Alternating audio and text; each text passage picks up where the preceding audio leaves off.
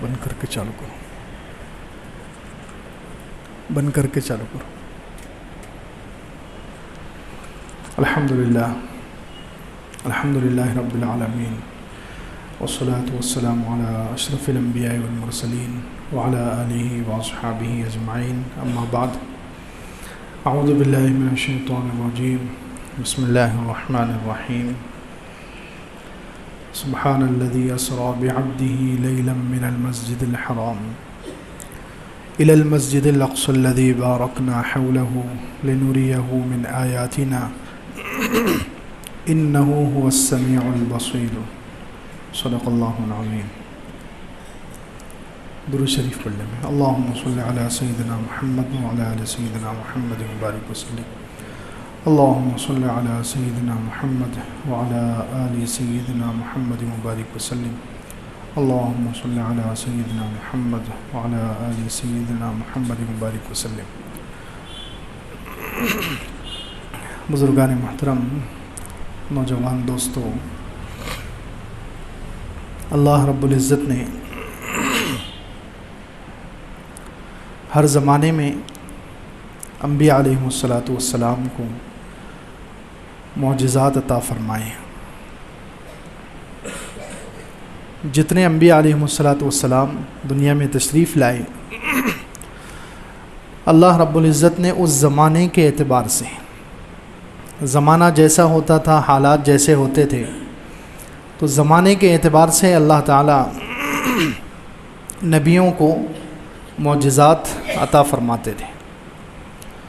معجزہ کہتے ہیں کہ اللہ کے نبیوں کے ہاتھ پر اللہ تعالیٰ کچھ ایسے کام کرواتے تھے جو عام لوگ نہیں کر سکتے۔ عام لوگ جس کے کرنے سے عاجز آ جائیں، بے بس ہو جائیں، اس کو معجزہ کہتے ہیں۔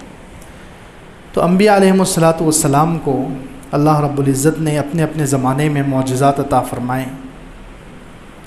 اور یہ معجزات نبیوں کی سچا ہونے کی علامت ہوتے ہیں، نبیوں کے سچا نبی ہونے کی، اللہ کے پیغمبر ہونے کی علامت ہوتے ہیں۔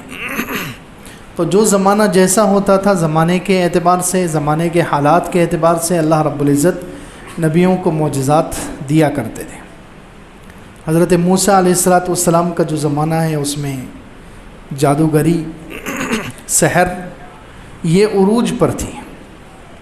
جادوگر اس زمانے میں بہت پائے جاتے تھے، اور جادوگری کا جو علم ہے وہ اپنے عروج پر تھا، ترقی پر تھا۔ جادو کے زور پر کچھ کا کچھ دکھلا دینا، کسی چیز کو کچھ بنا دینا، یہ فن اس زمانے میں بہت ترقی پر تھا۔ تو اللہ رب العزت نے حضرت موسیٰ علیہ السلام کو جو معجزات عطا فرمائے ہیں، خاص طور سے جب فرعون کی طرف جانے لگے تو اللہ تعالیٰ نے 2 معجزے شروع میں حضرت موسیٰ علیہ السلام کو دیے۔ ایک تو عصا، کہ آپ اس عصا کو زمین پر ڈال دیے، لاٹھی کو زمین پر ڈال دیجئے، تو وہ لاٹھی حضرت موسیٰ علیہ السلام کی بڑا اژدہا اور سانپ بن جاتی تھی۔ اور دوسرے، حضرت موسیٰ علیہ السلام اپنے گریبان میں ہاتھ ڈال کر نکالتے تھے تو وہ چمکدار روشن سورج کی طرح چمکتا تھا۔ فَذَانِكَ بُرْهَانَانِ مِن رَبِّكَ إِلَىٰ فِرْعَوْنَ وَمَلَئِهِ۔ یہ 2 نشانیاں ہیں، 2 علامتیں ہیں، 2 معجزے ہیں، آپ اس کو لے کر جائیے فرعون اور اس کے سرداروں کی طرف۔ تو وہ زمانہ چونکہ جادوگری کا تھا، جادوگری کا فن اس زمانے میں عروج پر تھا، تو اللہ تعالیٰ نے معجزات بھی حضرت موسیٰ علیہ السلام کو ایسے ہی عطا فرمائے جو اس جیسے نظر آتے تھے۔ حضرت عیسیٰ علیہ السلام کے زمانے میں طب، ڈاکٹری، میڈیسن، ڈاکٹری کا زمانہ بہت ترقی پر تھا۔ ڈاکٹر بہت پائے جاتے تھے، اچھے سے اچھے، پرانے سے پرانے مریضوں کا علاج کرنا، بیماروں کا علاج کرنا، اور بیماروں کے علاج کے لیے نئے نئے طریقے وہ لوگ ایجاد کرتے تھے اور انسانوں پر آزماتے تھے۔ تو اللہ تعالیٰ نے حضرت عیسیٰ علیہ السلام کو جو معجزات دیے وہ بھی اسی لائن کے، اسی جیسے کہ حضرت عیسیٰ علیہ السلام بھی ابرئ الاکمہ والابرص واحیی الموتى باذن اللہ، کسی مادرزاد جو نابینا ہوتا تھا، ماں کے پیٹ سے جو اندھا پیدا ہوا، تو حضرت عیسیٰ علیہ السلام اللہ کے حکم سے اس پر ہاتھ پھیرتے تھے، اس کی آنکھیں روشن ہو جاتی تھی۔ کوئی گونگا ہوتا تھا، حضرت عیسیٰ علیہ السلام دم کرتے تھے اور وہ ٹھیک ہو جاتا تھا۔ تو یہ معجزات اللہ تعالیٰ نے حضرت عیسیٰ علیہ السلام کو طب کی لائن سے، ڈاکٹری کی لائن سے اس زمانے کے اعتبار سے عطا فرمائے۔ اب حضور اقدس صلی اللہ علیہ وسلم کی جب باری آئی تو حضور اقدس صلی اللہ علیہ وسلم کو تو اللہ تعالیٰ نے بے شمار ان گنت معجزات عطا فرمائے ہیں۔ علماء نے اس پر مستقل کتابیں لکھی ہیں۔ حضور صلی اللہ علیہ وسلم کے خالی معجزوں پر، آپ صلی اللہ علیہ وسلم کے ہاتھ پر جو معجزے ظاہر ہوئے، کرشمے جس کو عام زبان میں کہیں گے، جس کو عام انسان نہیں کر سکتے، ایسے اتنے کام ظاہر ہوئے حضور اقدس صلی اللہ علیہ وسلم کے دست مبارک پر، آپ کے مبارک ہاتھوں پر، کہ اس پر کتابیں لکھی گئی۔ لیکن دو معجزے سب سے بڑے ہیں جو قیامت تک کے مسلمان کسی بھی انسان کے سامنے دو ٹوک پیش کر سکتے ہیں، اور یہ دو معجزے ایسے ہیں کہ اس سے کوئی بھی متاثر ہو سکتا ہے اور وہ ایمان قبول کر سکتا ہے۔ سب سے زیادہ بڑے دو معجزے اللہ تعالیٰ نے ہمارے نبی حضرت محمد صلی اللہ علیہ وسلم کو عطا فرمائے۔ ایک معجزہ تو ہے قرآن، ایک معجزہ قرآن کا معجزہ۔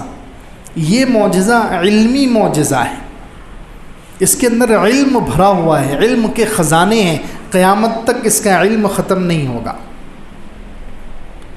علوم کے چشمے، علوم کے دھارے وہاں سے نکلتے ہیں۔ اتنا علم اللہ رب العزت نے ہر زمانے کے لحاظ سے اللہ تعالیٰ نے علم اس میں رکھا ہے۔ 1400 سال پہلے جیسا زمانہ تھا، 1400 سال پہلے جیسا زمانہ تھا، اتنی ترقی نہیں تھی، اتنی مادی چیزیں، اتنی دنیا کی چیزیں نہیں تھی، تو قرآن اس زمانے کے حساب سے بھی 100% صحیح تھا، 100% فٹ تھا۔ اور جیسا جیسا زمانہ آگے بڑھتا گیا، ترقی ہوتی گئی، چیزیں وجود میں آتی گئی، سائنس بڑھتی گئی، تو قرآن شانہ بشانہ زمانے کے ساتھ کندھے سے کندھا ملا کر چل رہا ہے۔ قرآن پرانا نہیں ہوا۔ اللہ کے رسول صلی اللہ علیہ وسلم نے پہلے ہی حدیث میں فرما دیا تھا کہ قرآن ایسی چیز ہے لا ينقضی عجائبہ، قرآن کے عجائبات کبھی ختم نہیں ہوں گے۔ جیسا جیسا زمانہ آگے بڑھتا رہے گا، قرآن ہر زمانے کے اعتبار سے رہبری کرتا رہے گا۔ ہر زمانے میں جو جو علوم آئیں گے، قرآن میں انسان غور کرے گا تو وہ علم پہلے سے قرآن میں موجود ہوگا۔ نئے نئے علوم نکلیں گے، نئی نئی چیزیں نکلے گی۔ انسان یا مسلمان یا علماء اگر اس پر غور کریں گے قرآن پر، تو قرآن میں وہ چیز پہلے سے موجود ہوگی۔ یہ قرآن کی شان ہے۔ تو اللہ رب العزت نے ایک معجزہ حضور اقدس صلی اللہ علیہ وسلم کو یہ قرآن کا عطا فرمایا، کیونکہ اللہ تعالیٰ کو معلوم ہے کہ یہ جو زمانہ ہے محمد صلی اللہ علیہ وسلم کا جو زمانہ ہے، یہ زمانہ علمی زمانہ ہے، اس میں علم بہت عام ہو جائے گا۔ سائنس کیا ہے؟ سائنس علم ہی کا تو نام ہے۔ سائنس اللہ رب العزت نے جو چیزیں پیدا کی ہیں، اللہ رب العزت نے جو مادے اور جو دنیا میں چیزیں پیدا کی ہے، تو سائنس کیا کرتی ہے؟ سائنس پیدا کچھ نہیں کرتی، سائنس پیدا کچھ نہیں کرتی۔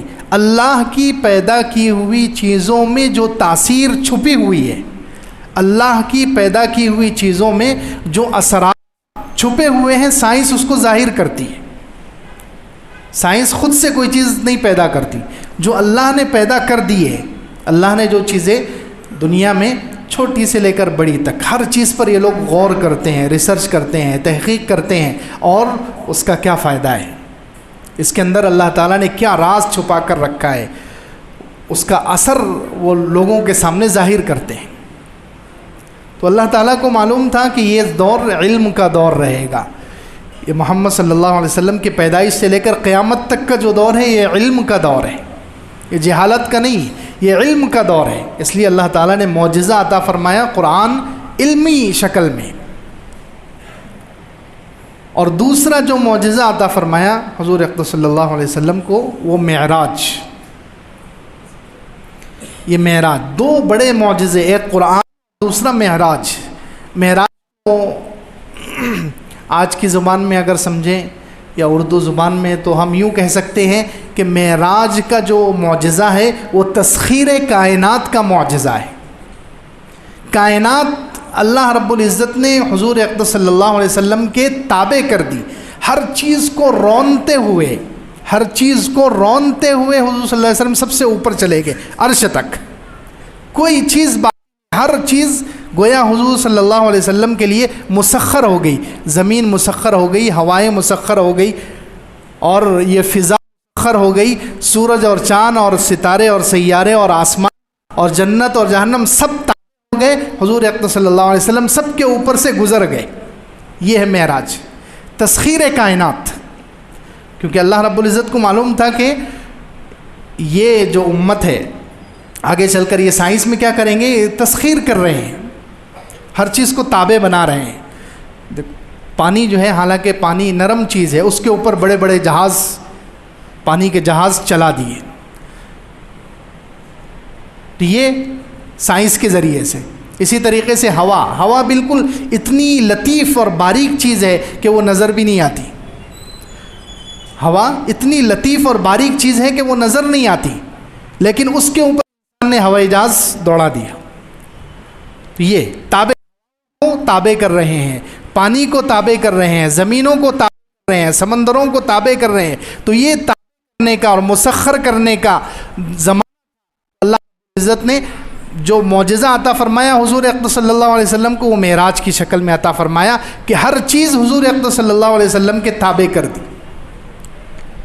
اللہ تعالیٰ کو معلوم تھا کہ اس زمانے میں اسی امت میں کچھ لوگ آئیں گے جو چاند تک پہنچیں گے۔ کہاں تک پہنچیں گے؟ چاند تک پہنچیں گے۔ تو اللہ رب العزت نے اس سے حضور اقدس صلی اللہ علیہ وسلم کو چاند کیا چیز ہے، سارے آسمان اور آسمانوں سے اوپر صریف الاقلام، جہاں قلم چلنے کی آواز آتی ہے، اور اس سے بھی اوپر عرش معلیٰ پہنچا دیا کہ کوئی انسان حضور سے آ ہی نہ سکے۔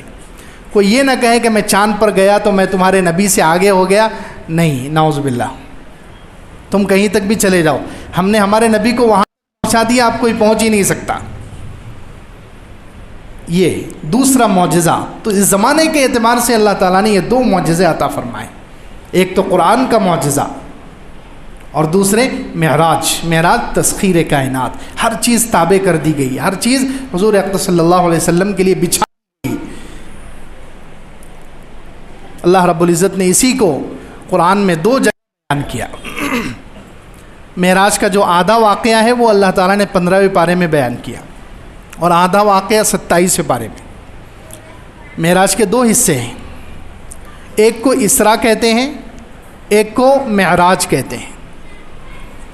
اسراء مکہ مکرمہ، بیت اللہ سے، کعبۃ اللہ سے لے کر بیت المقدس، یہ جو زمین کا سفر ہے، یہ زمینی معراج، تو یہ اس کو اسراء ہے، یہ پہلا حصہ ہے، یہ اللہ نے 15ویں پارے میں بیان کیا۔ اور دوسرا حصہ بیت المقدس سے لے کر آسمان اور آسمان سے اوپر تک، وہ جو دوسرا حصہ ہے اس کو اللہ تعالیٰ نے 27ویں پارے میں سورہ نجم میں بیان کیا۔ اب دیکھیں اللہ تعالیٰ کی قدرت دیکھیں، اور قرآن کا کمال دیکھیں، قرآن کی شان دیکھیں، اس کو سن کر ہمارا ایمان بڑھنا چاہیے۔ دو حصوں میں اللہ تعالیٰ نے اس کو کیوں بیان کیا ہے؟ زمینی سفر جو تھا اس کو اللہ تعالیٰ نے الگ بیان کیا، آسمانی جو سفر تھا اللہ تعالیٰ نے اس کو الگ بیان کیا۔ تو زمینی سفر جو شروع ہوا، اللہ تعالیٰ نے وہاں لفظ شروع کیا، سبحان الذی اسریٰ بعبدہ لیلا من المسجد الحرام الی المسجد الاقصی، پاک ہے وہ ذات، سبحان۔ لوگ اعتراض کرتے ہیں حضور اقدس صلی اللہ علیہ وسلم پر، اس زمانے میں کفار مکہ نے، مشرکین نے، اور آج تک کافر اعتراض کرتے رہتے ہیں، سوال اٹھاتے ہیں کہ یہ کیسے ہو سکتا ہے، ایک رات میں اتنا بڑا سفر۔ تو اللہ رب العزت نے اس اعتراض کو، اس سوال کا جواب دینے کے لیے لفظ ہی استعمال کیا، سبحان، کہ اللہ کی ذات ہر کمزوری سے پاک۔ سبحان کا مطلب ایک تو ہم لوگ جو عام ترجمہ کرتے ہیں اس کا عیب، بے عیب ذات، لیکن اللہ تعالیٰ کے لیے یہ لفظ نہیں بولنا چاہیے، بلکہ ہر کمزوری سے پاک۔ ایک تو ہوتا ہے عیب سے پاک، اور ایک ہوتا ہے کمزوری سے پاک۔ عیب سے پاک تو نبی بھی ہوتے ہیں اور فرشتے بھی ہیں. عیب سے پاک تو نبی بھی ہیں. کون سا نبی ایسا ہے کہ جس میں کوئی عیب ہو؟ ہم سب کا ایمان ہے، ہمارا عقیدہ ہے کہ سارے انبیاء علیہ السلام عیب سے پاک ہوتے ہیں. ان کے جسم میں بھی کوئی عیب نہیں ہوتا اور روح میں بھی گناہ کا کوئی عیب نہیں ہوتا. روح بھی ان کی بے عیب پاک ہے، یعنی عیب نہیں ہوتا. ان کا جسم بھی عیب سے پاک ہوتا ہے، روح بھی عیب سے پاک ہوتی ہے. تو عیب سے پاک تو نبی بھی ہوتے ہیں. تو پھر اس میں اللہ تعالیٰ کی کیا خصوصیت ہوئی؟ تو اللہ تعالیٰ کے لیے ترجمہ کرتے ہیں ہر عیب اور کمزوری سے پاک. کمزوری سے پاک. بہت ساری چیزیں ایسی ہیں جو کمزوری تو ہے لیکن عیب نہیں ہے. جیسے دن بھر انسان تھکتا ہے. کچھ لوگوں کو یہاں بیٹھے بیٹھے تھوڑی دیر کے بعد اونگ آنا شروع ہو جائے گی، نیند آنا شروع ہو جائے گی. تو یہ نیند کیا ہے؟ عیب نہیں ہے، کمزوری ہے انسان کی. نیند کیا ہے؟ عیب نہیں ہے. اگر عیب ہوتا، نیند اگر عیب ہوتی تو نبیوں کو نہ آتی. نبی بھی سوتے ہیں یا نہیں سوتے؟ تو اگر نیند عیب ہوتی تو نبیوں کو نیند نہ آتی. عیب یہ کمزوری ہے، چونکہ انسان ہے، تھک جاتا ہے انسان، تو اس لیے نیند آ جاتی ہے. تو کچھ چیزیں کمزوری تو ہوتی ہیں لیکن عیب نہیں ہوتی. کچھ چیزیں کمزوری تو ہوتی ہے لیکن عیب نہیں ہوتی. جیسے نیند ہے، جیسے کھانا ہے. انسان ہے 10 گھنٹے 8 گھنٹے 6 گھنٹے بھوکا رہے گا، اس کے بعد بھوک لگ جائے گی، کھانا ہضم ہو جائے گا تو وہ کھانا مانگے گا. تو کھانا عیب نہیں ہے، کمزوری ہے. اگر کھانا بھی عیب ہوتا تو نبیوں کو بھوک نہ لگتی. اللہ کے رسول صلی اللہ علیہ وسلم کو بھوک لگتی تھی، سارے انبیاء علیہ السلام کو بھوک لگتی تھی. وہ کھانا کھاتے تھے، وہ سوتے تھے، وہ ان کو پیاس لگتی تھی. تو یہ جو چیزیں کھانا پینا سونا، یہ چیزیں کمزوری تو ہے لیکن عیب نہیں ہے. کمزوری تو ہے، عیب نہیں ہے. تو اللہ کی ذات ان سے بھی پاک ہے. عیب سے تو پاک ہے ہی لیکن کمزوری سے بھی پاک ہے. اللہ تعالیٰ کو نہ بھوک لگتی ہے، نہ اللہ تعالیٰ کو پیاس لگتی ہے، نہ کھانے کی ضرورت، نہ پینے کی ضرورت، نہ تھکاوٹ. لا تأخذہ سنۃ ولا نوم وما مسنا من لغوب. ہم نے زمین اور آسمان بنا دیے اور ہمیں کوئی تھکاوٹ نہیں لگی. یہ اللہ تعالیٰ نے قرآن میں فرمایا. ہم نے زمین اور آسمان 6 دن میں بنائے، وما مسنا من لغوب، اور ہمیں کوئی تھکاوٹ نہیں لگی. تو یہ تھکاوٹ جو کمزوری ہے اللہ تعالیٰ پر نہیں آتی. نیند اور اونگ کمزوری ہے، اللہ تعالیٰ پر نہیں آتی. بھوک اور پیاس کمزوری ہے، اللہ تعالیٰ پر نہیں آتی. اور ہر قسم کا کام جو انسان نہیں کر سکتا وہ کمزوری ہے. اللہ رب العزت اس سے پاک ہے. اللہ تعالیٰ ہر کام کر سکتا ہے. سبحان، پاک ہے، ہر کمزوری سے پاک ہے. یعنی اتنے شارٹ وقت میں، اتنے تھوڑے وقت میں اتنا بڑا سفر کرنا، یہ انسان کے لیے تو مشکل ہے. انسان کے لیے تو، کیونکہ انسان کمزور ہے، انسان نہیں کر سکتا. لیکن کیا اللہ بھی نہیں کرا سکتا؟ کرا سکتا ہے، کیونکہ وہ سبحان ہے. اس لیے اللہ تعالیٰ نے کہا حضور خود نہیں گئے. اگر یہ لفظ ہوتا کہ حضور اقدس صلی اللہ علیہ وسلم گئے تو پھر اعتراض بن سکتا تھا کہ حضور صلی اللہ علیہ وسلم چونکہ بشر ہے، حضور اقدس صلی اللہ علیہ وسلم چونکہ بشر ہے، وہ کیسے اتنی دیر میں اتنا لمبا سفر کر کے آ گئے. اگر لفظ ہوتا کہ حضور گئے تو پھر سوال ہو سکتا تھا. لیکن اللہ نے وہ لفظ ہی نہیں لایا. اللہ تعالیٰ نے ڈائریکٹ شروع کیا، حضور خود نہیں گئے. سبحان، پاک ہے وہ ذات جو خود اپنے بندے کو رات کے تھوڑے سے حصے میں. سبحان الذی اسریٰ بعبدہ، ہر کمزوری سے پاک ہے وہ ذات جو لے گیا اپنے بندے کو. اب دیکھیں یہاں اللہ رب العزت نے عبد لفظ استعمال کیا. انسان کے لیے سب سے بڑی جو خوبی ہے وہ بندگی ہے. انسان کی سب سے بڑی خوبی کیا ہے؟ بندگی. اللہ کا صحیح بندہ ہے، اللہ کی ہر بات مان لے انسان، اللہ کے سامنے جھک جائے. یہ انسان کی معراج ہے، یہ انسان کی سب سے اونچی چیز ہے. اس لیے اللہ تعالیٰ نے یہاں یہ نہیں کہا کہ میں اپنے رسول کو لے گیا، میں اپنے حبیب کو لے گیا، اپنے نبی کو لے گیا. نہیں، اسریٰ بعبدہ، اپنے عبد، اپنے بندے کو. حضور اقدس صلی اللہ علیہ وسلم بیت المقدس گئے، آسمان پر گئے، اللہ تعالیٰ سے باتیں کی، عرش تک گئے. لیکن وہ وہاں تک جا کر بھی خدا بن گئے، وہ انسان ہی وہ عبد ہیں.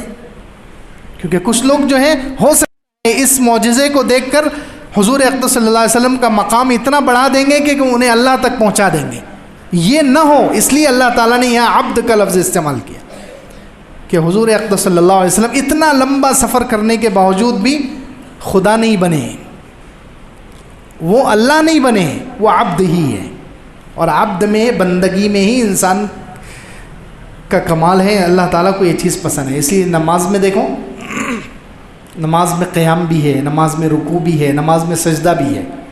نماز میں انسان کھڑے بھی ہوتا ہے، قیام کرتا ہے، رکوع بھی کرتا ہے، سجدہ بھی کرتا ہے. لیکن نماز میں سب سے افضل چیز کیا ہے؟ سجدہ. سب سے افضل عمل نماز کا کیا ہے؟ سجدہ. اللہ کے رسول صلی اللہ علیہ وسلم نے حدیث میں فرما دیا کہ بندہ جب سجدہ کرتا ہے، اقرب ما یکون العبد من ربہ، سب سے زیادہ بندہ قریب اپنے رب کے اس حال میں ہوتا ہے جب کہ وہ سجدے میں ہوتا ہے. کیوں؟ انسان جتنا اللہ کے لیے گرے جھکے گا اتنا اللہ کے قریب پہنچے گا. تو رکوع میں قیام ہے ہم، اتنا اللہ کی ہم نے بندگی نہیں کی.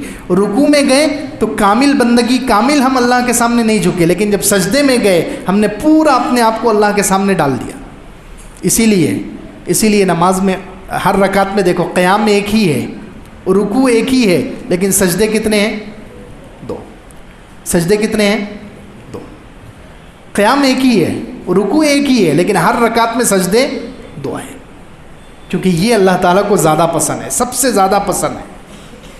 پہلا سجدہ انسان کے مبدأ کی طرف، انسان کی ابتدا کی طرف اشارہ کرتا ہے. پہلے سجدے میں گیا انسان نے، گویا سوچنا چاہے. ہم لوگ سوچتے نہیں ہیں، اللہ ہمیں معاف فرمائے. نماز میں پتہ نہیں ہم کہاں کہاں ہوتے ہیں. نماز سے باہر ہوتے ہیں تو ہم دنیا میں ہوتے ہیں، اور جب نماز میں آتے ہیں تو پوری دنیا ہمارے اندر ہوتی ہے. یہی حال ہے. نماز سے باہر ہم دکان میں ہیں، ہم کاروبار میں، ہم گھر میں ہیں، لیکن جیسے ہی نماز میں آ گئے تو سب ہمارے اندر، گھر ہمارے اندر آ گیا، بیوی بچے ہمارے اندر آ گئے، دکان ہمارے اندر، پوری دنیا ہمارے اندر آ جاتی ہے. اور پوری نماز ہو جاتی ہے، ہمیں پتہ بھی نہیں چلتا کہ کیا ہو گیا. تو پہلا سجدہ اشارہ کرتا ہے کہ انسان تو اس مٹی سے پیدا ہوا ہے، اپنی اوقات کو پہچان. تو مٹی سے پیدا ہوا ہے تو اپنی اوقات کو پہچان، اپنے ابتدا کو پہچان. تکبر مت کر، بڑائی مت کر، اللہ کی ہر بات مان لے. تو پہلا سجدہ بنیاد کی طرف اشارہ کرتا ہے، اور دوسرا سجدہ معاد کی طرف، معاد آخرت. پہلے سجدے سے بتایا کہ تو مٹی سے پیدا ہوا، دوسرے سجدے سے بتایا کہ دوبارہ تجھے اسی میں جانا ہے. کہاں جانا ہے؟ مٹی میں جانا ہے. اور درمیان میں جو سجدے کے بیچ میں جو بیٹھتے ہیں، اتنی تمہاری دنیا کی زندگی ہے. سجدے کے بیچ میں جو بیٹھتے ہیں اتنی تمہاری دنیا کی زندگی ہے. ایک سجدے سے دوسرے سجدے میں جو انسان بیٹھتا ہے جلسہ، کتنا وقت ہے وہ؟ 10 سیکنڈ، 20 سیکنڈ، بس یہ ہے تمہاری دنیا کی زندگی. اتنی چھوٹی زندگی، اتنے کم مزوں کے لیے اپنے اللہ کو ناراض مت کرو. اتنے تھوڑے مزوں کے لیے، 10-20 سیکنڈ کے مزے ہیں یہ پوری دنیا کے مزے. دنیا میں جتنا انسان مزے کر رہا ہے، زبان سے، آنکھوں سے، ہاتھ، جتنی عیاشی کر رہا ہے، جتنا اللہ کو ناراض کر رہا ہے، یہ سارے مزے مل کر کتنے ہیں؟ بس 10-20 سیکنڈ کے ہیں. یہ انسان جب مرے گا، آخرت میں جائے گا، تو وہاں کی زندگی کی لمبائی دیکھے گا تو اس کو سمجھ میں آئے گا کہ واقعتاً یہ مزے جو ہے 10-20 سیکنڈ کے ہیں. تو خیر، سجدے میں انسان اللہ تعالیٰ سب سے زیادہ قریب. کیوں؟ اللہ کو بندگی سب سے زیادہ پسند ہے. اس لیے اللہ رب العزت نے حضور اقدس صلی اللہ علیہ وسلم کے لیے یہاں لفظ استعمال کیا، پاک ہے وہ ذات جو لے گیا اپنے بندے کو لیلن، رات کے تھوڑے سے حصے میں. اب یہاں دیکھیں سبحان اللہ، جو پہلے میں نے کہا کہ معراج کے 2 حصے ہیں، ایک حصہ زمینی ہے اور ایک حصہ آسمانی ہے. تو زمینی جو حصہ ہے اس کو اللہ تعالیٰ نے 15ویں پارے میں بیان کیا. یہ تھوڑا غور سے سننا، اس سے انشاءاللہ قرآن ہمارا ایمان مضبوط ہونا چاہیے. اللہ کا پاک کلام ہے اور کتنا مضبوط کلام ہے، اور اللہ نے اس میں کیسے کیسے علم رکھے ہیں. دیکھیے کہ جو شروع کا جو زمینی حصہ ہے، کعبۃ اللہ سے لے کر مسجد اقصیٰ تک، بیت المقدس تک، یہ جو حصہ ہے اس حصے میں اللہ تعالیٰ نے رات کا لفظ استعمال کیا ہے۔ جو 27ویں پارے میں جو آسمان کا معراج کا تذکرہ ہے کہ بیت المقدس سے لے کر آپ صلی اللہ علیہ وسلم 7 آسمان کو کراس کر کے عرش تک گئے، وہاں اللہ تعالیٰ نے رات کا لفظ استعمال نہیں کیا ہے۔ کیوں؟ کیونکہ اللہ تعالیٰ کو معلوم تھا 1400 سال کے بعد جب سائنس ترقی کرے گی، سائنسدان ترقی کریں گے، سائنس کا علم ترقی کرے گا، تو لوگوں کو یہ معلوم ہو جائے گا کہ یہ آسمان کے اوپر چاند تک یا اس کے اوپر فضا کے اوپر چلے جاؤ، وہاں دن اور رات نہیں رہتے۔ دن اور رات کہاں ہے؟ جہاں سورج نظر آتا ہے، چاند نظر آتا ہے، تو وہاں تک ہے دن اور رات۔ اسی لیے دن کیسے ہوتا ہے؟ ہم دیکھتے ہیں اجالا ہو گیا تو دن، اور اجالا ختم ہو گیا تو رات۔ تو سورج اور چاند جہاں تک ہیں، یہ سسٹم جہاں تک ہے وہاں تک دن اور رات ہے۔ اب اللہ کے رسول صلی اللہ علیہ وسلم تو یہ سارا جہان کراس کر کے آگے گئے، تو اگر اللہ رب العزت 27ویں پارے میں جو معراج کا تذکرہ ہے اوپر والی آسمانوں والی، وہاں بھی اگر رات کا لفظ لاتے تو آج کا جو سائنسداں ہے، آج کا جو کافر ہے، وہ اعتراض کرتا کہ اللہ رب العزت نے یہاں رات کا تذکرہ کیا ہے، یہ نعوذ باللہ اللہ تعالیٰ سے غلطی ہو گئی، کیونکہ آسمانوں میں جہاں سورج اور چاند سے اوپر انسان چلا جائے وہاں دن اور رات نہیں رہتا۔ اس لیے اللہ رب العزت نے 1400 سال پہلے جو زمین کا تھا اس میں تو رات کا لفظ استعمال کیا ہے، جو دوسرا حصہ ہے اس میں رات کا لفظ استعمال نہیں کیا۔ بولیے سبحان اللہ۔ اللہ کا نام، یہ ہے قرآن، یہ ہے قرآن کا علم، یہ ہے اللہ کا علم۔ اللہ رب العزت کو پہلے سے معلوم ہے کہ زمین پر ہی رات ہوتی ہے، یہ رات اور دن زمین پر ہی ہے۔ یہ انسان اگر ان حدوں کو کراس کر جائے تو وہاں رات اور دن ہے ہی نہیں، وہاں یہ سسٹم دن اور رات کا وہاں نہیں ہے۔ تو اس لیے اللہ رب العزت نے جو دوسرا حصہ ہے وہاں رات کا لفظ استعمال نہیں کیا۔ رات کا لفظ صرف یہ جو زمینی سفر ہے یہاں پر لیلن رات کا لفظ استعمال کیا ہے۔ سبحان اللہ، کتنا پاک کلام اور کیسا علم سے بھرا ہوا کلام اللہ رب العزت نے دیا ہے۔ کاش ہم قدر کرنے والے بن جائیں۔ خیر، پھر لیلم من المسجد الحرام الی المسجد الاقصی، مسجد سے سفر شروع ہوا کعبۃ اللہ، مسجد حرام سے مسجد اقصی تک۔ اب یہاں اللہ رب العزت نے مسجد کا لفظ استعمال کیا۔ دیکھیے، حالانکہ اس وقت وہ مسجد نہیں تھی۔ سب سے پہلی مسجد حضور اقدس صلی اللہ علیہ وسلم نے جو بنائی ہے وہ مدینے میں جا کر بنائی ہے۔ کہاں بنائی ہے؟ کہاں بنائی ہے؟ مدینے میں۔ مکے میں جب حضور اقدس صلی اللہ علیہ وسلم کا یہ جو معراج کا سفر ہے یہ مکے سے ہوا ہے، اور مکے میں کعبۃ اللہ اللہ کا گھر تھا، لیکن وہ مسجد نہیں تھی ابھی تک، اس کو مسجد کا نام نہیں دیا گیا تھا۔ حضور اقدس صلی اللہ علیہ وسلم نے اس کو نہیں بنایا تھا، وہ حضرت ابراہیم علیہ السلام کے زمانے سے جو چلا آ رہا تھا وہ اللہ کا گھر تھا، لیکن وہ ابھی تک مسجد نہیں تھی۔ مسجد جو پہلی بنی ہے وہ حضور اقدس صلی اللہ علیہ وسلم جب ہجرت کر کے مدینہ تشریف لے گئے تو وہاں سب سے پہلے قباء مسجد بنی۔ حضور اقدس صلی اللہ علیہ وسلم نے مبارک ہاتھ سے وہاں بنیاد رکھی، اور دوسری مسجد نبوی جو خود حضور اقدس صلی اللہ علیہ وسلم کی مسجد ہے، وہ 2 مسجدیں وہاں بنی۔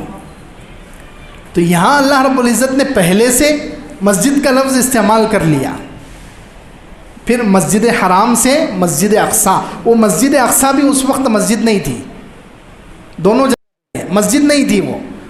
وہ مسجد کب بننے والی ہے؟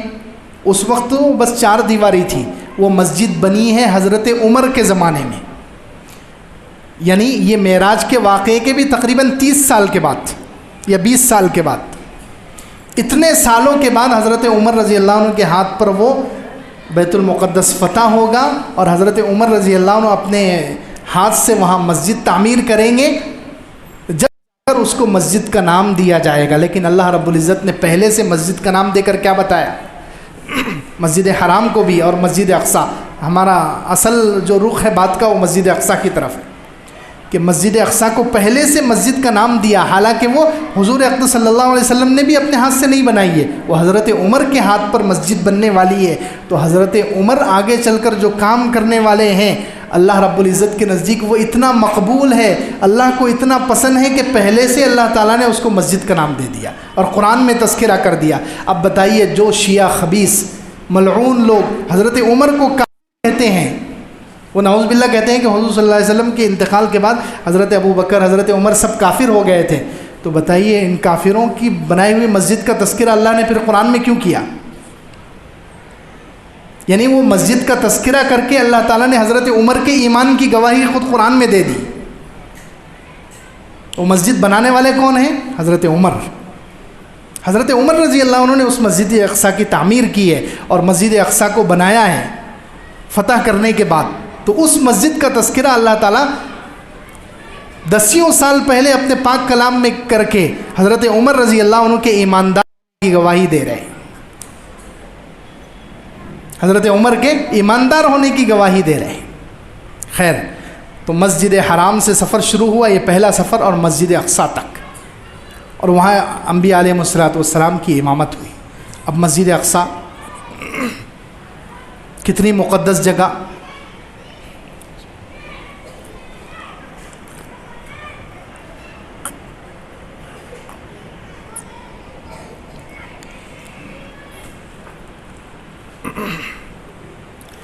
مسجد اقصیٰ کے کچھ فضائل سن لیں پہلے. آج کل وہاں اصل میں ایمان کی بہار آئی ہوئی ہے وہاں، کیونکہ یہ فتنوں کا زمانہ ہے.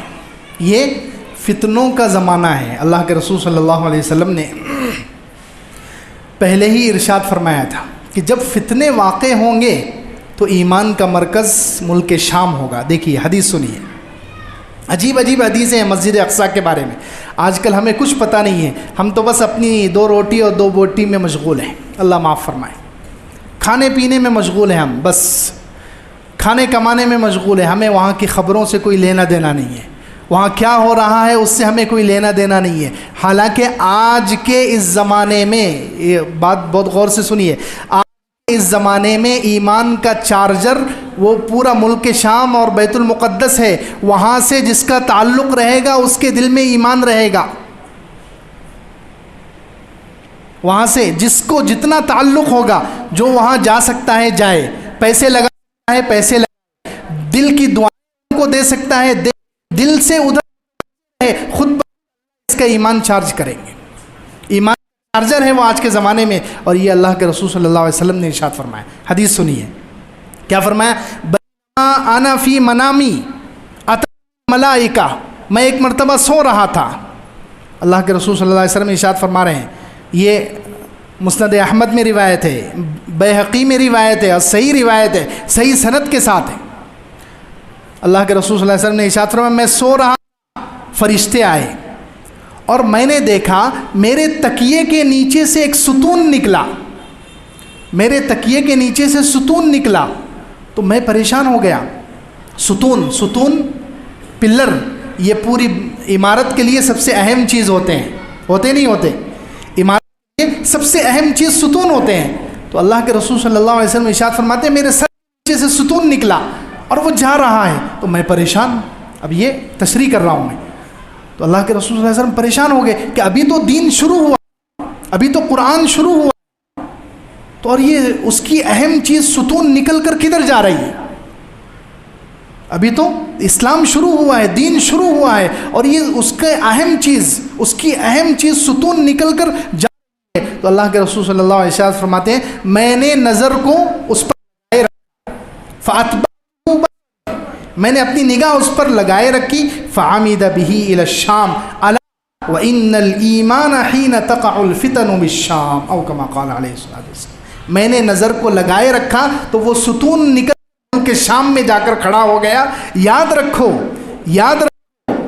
جب فتنے واقع ہوں گے، فتنے شروع ہو جائیں گے، اس وقت ایمان ملک شام میں ہوگا. تو آج یہ فتنوں کا زمانہ ہے یا نہیں ہے؟ کسی کو کوئی شک ہے؟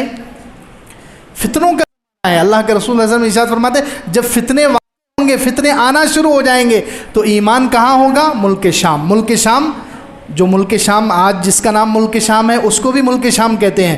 اردن، لبنان، فلسطین، یہ سارے علاقے حضور اقدس صلی اللہ علیہ وسلم کے زمانے میں یہ 4 ملکوں کو اس زمانے میں ملک شام کہا جاتا تھا. آج کل تو یہودیوں نے، عیسائیوں نے سازش کر کے ان مسلمانوں کو اور مسلمان ملکوں کو توڑ دیا ہے، لیکن اللہ کے رسول صلی اللہ علیہ وسلم کے زمانے میں یہ پورے ایک تھے. ملک شام، سوریہ، لبنان، اردن اور فلسطین، یہ پورا شام ہے. تو اللہ کے رسول صلی اللہ علیہ وسلم ارشاد فرماتے ہیں کہ وہ ستون میرے سر نیچے سے، یعنی اسلام کی اہم چیز، بنیادی چیز جس پر اسلام کی عمارت کھڑی ہے، وہ نکل کر کہاں کھڑا ہو گیا؟ ملک شام میں۔ اور پھر فرما دیا کہ جب فتنے واقع ہوں گے تو ایمان کہاں ہوگا؟ ملک شام میں۔ اور آج وہاں ایمان دیکھنے میں آ رہا ہے، ایمان کی بہار وہاں دیکھنے میں آ رہی ہے۔ فلسطین میں کیا ہو رہا ہے؟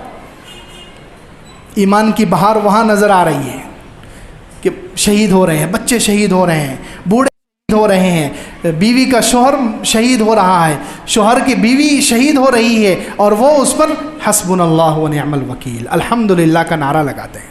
یہ ایمان ہے۔ صبر کیا ہے؟ آدھا ایمان ہے۔ حدیث میں کہا گیا صبر، حالات پر صبر۔ ان لوگوں کو کوئی شکوہ اور شکایت نہیں ہے، مسلمانوں سے کوئی شکایت نہیں ہے، ان کو اللہ سے کوئی شکایت نہیں ہے، وہ ہر حال اللہ کے فیصلوں پر راضی ہے۔ یہ ایمان ہے۔ کیسا ہے ان کا؟ سبحان اللہ۔ لوگ سمجھتے ہیں، کچھ لوگ اعتراض کرتے ہیں کہ ان کو تو داڑھی بھی نہیں ہے، کچھ لوگ کہتے ہیں ان کو داڑھی بھی نہیں ہے، وہ اور ان کی بیٹیاں غیروں کے یہودیوں کے ساتھ بھاگتی ہیں، شادی کرتی ہیں، وہ لوگ عیاشی کرتے ہیں۔ ارے یہ کمزوریاں ہیں ان کے اندر، ہم مانتے ہیں، لیکن یہ کمزوری جو ہے ان کی عمل کی کمزوری ہے۔ کہے کی کمزوری ہے؟ عمل کی کمزوری ہے۔ ایمان اور عقیدے میں ان کے کوئی کمزوری نہیں ہے۔ ہماری کمزوری ہے وہ ایمانی کمزوری ہے۔ ہمارے اندر سارا مخلوق کا خوف بھرا ہوا ہے۔ ایک پولیس نظر پورا کٹ کٹ کے گھروں کے اندر، ہم اتنے یہ ایمان کی کمزوری کی اور نفاق کی علامت ہے کہ ہم مخلوق سے ڈرتے ہیں۔ ایک پولیس، ایک ATS آ جائے، کوئی IB افسر آ جائے، پورے مسلمان منہ چھپا کر گھر میں بھاگ جائیں۔ یہ ہندوستان ہمارے ایمان کا حال ہے۔ نمازوں میں ہم بہت آگے ہیں، تہجد میں بہت آگے ہیں، قرآن کی تلاوت میں بہت آگے ہیں، دوسرے دینی اعمال میں بہت آگے ہیں، لیکن ایمان میں ہم بہت پھسپھسے ہیں، بہت کمزور ہیں ہم ایمان میں۔ اور ان کا ایمان بچہ بچہ وہ اسرائیلی پولیس کے سامنے کھڑا ہو کر نعرہ تکبیر بلند کرتا ہے۔ ہمارے اندر ہمت ہے؟ ان کا ایمان مضبوط ہے۔ ان کی جو کمزوری ہے وہ عمل کی کمزوری ہے۔ عمل کی کمزوری پر اتنی پکڑ نہیں ہوتی جتنی ایمان کی کمزوری پر ہوتی ہے۔ ہم تو ایمان کی محنت کرتے کرتے بھی ہمارے ایمان کمزور ہے۔ ہم جیسے ہی ایمان کی محنت سے ہٹتے ہیں ہمارے ایمان پھر کمزور ہو جاتے ہیں۔ اور وہ تو بغیر ایمان کی محنت کے اللہ تعالیٰ نے فطری طور نیچرل کے پاس ایمان دیا ہے۔ ان کے دلوں میں اللہ کی محبت ہے، اللہ کی عظمت ہے، اللہ کا یقین ہے، اللہ سے ان کو لگا ہے، بیت المقدس کی اہمیت ہے ان کی نگاہ میں، کہ اتنے کم ہونے کے باوجود دنیا کا کوئی شخص، دنیا کا کوئی ملک ان کا ساتھ نہیں دے رہا ہے، پھر بھی وہ بیت المقدس کے ساتھ سمجھوتا کرنے کے لیے تیار نہیں۔ ہم یہاں کروڑوں ہو کر ہم نے بابری دے دی، کروڑوں ہو کر ہماری آنکھیں چمک رہی ہے، ہمارے زبان بول رہی ہے، ہمارے جسم میں جان ہے، ہمارے کاروبار سجے ہوئے ہیں، ہمارے گھر بن رہے ہیں، ہم سب زندہ ہیں اور مزے سے کھا رہے ہیں، اور مسجد گئی تو ہمیں کوئی افسوس نہیں ہے۔ کیا قربانی ہے ہماری، کتنا ہمارے اندر بزدلی ہے، مخلوق کا کتنا ڈر ہے۔ یہ ایمان کی، یہ نفاق کی علامت ہے۔ اور ان کے اندر مخلوق کا کوئی خوف نہیں ہے۔ پوری دنیا، وہ کہتے ہیں ہمارے گھر اجاڑنا ہے اجاڑ دو، ہمارے گھر بلڈنگیں اجاڑ، ساری عمارتوں کو ویران، بازاروں کو اجاڑ، لیکن ہم ایمان نہیں چھوڑیں گے، ہم یہ جگہ چھوڑیں گے۔ یہ فطری ایمان اللہ نے ان کے اندر رکھا ہے، فطری ایمان اللہ نے ان کے اندر رکھا ہے۔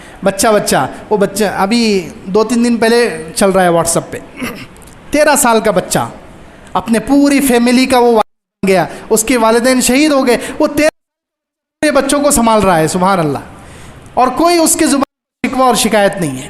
سب ان کے اندر اللہ سے محبت ہے ان کو۔